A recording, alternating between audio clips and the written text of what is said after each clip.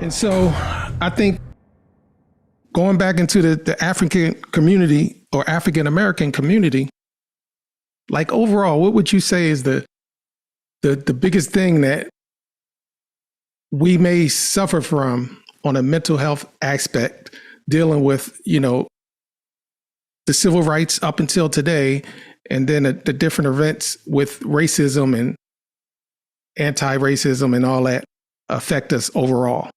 Yes, that's a really good question.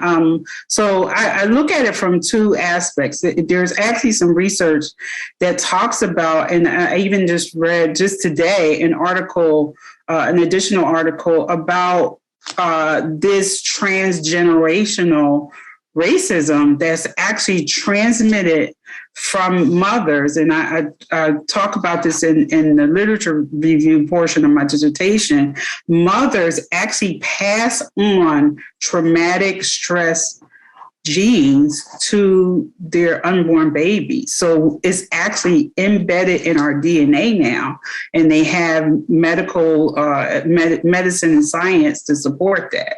So when you say you pass it on to your children, you most certainly did through the DNA. So not just of hearing the collective experiences of African Americans, are we having this perpetual chronic stressor of racial trauma, but it's also embedded in our DNA, so that our bodies respond in a certain way when we hear the stories or when we have the exposure. So that's how deep the impact for the Black community in America is.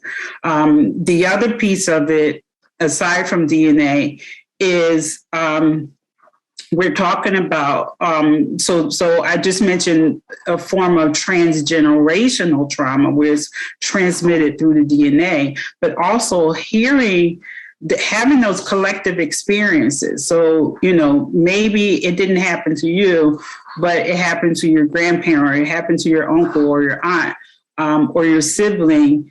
And then you tell that story to someone else, and that I'm aware of, and then maybe someone that I know, or me personally, I've experienced it.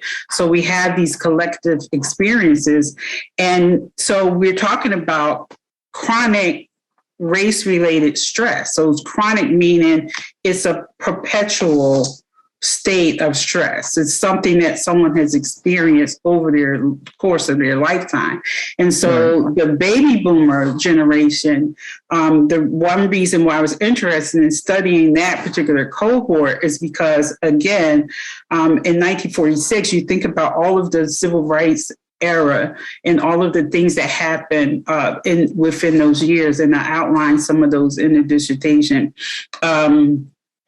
The Brown versus Board of Education, the Montgomery bus boycotts, all of those things. The lynching. Well, we can't even call that a lynching. The crucifixion or a beating, horrible beating of Emmett Till, that happened in 1955, I believe. So all of this stuff culminated in the lifespan of the baby boomer. So from the first baby boomer that was born in 1946 until the last baby boomer born in 1964, we've witnessed or experienced or have a relative that had an experience of this racial tension and this racial violence. And so it was experienced or perpetuated throughout most of our childhood development. All right. So if you can imagine being born into it and then growing up into it, it's a part of your development. That's interesting. So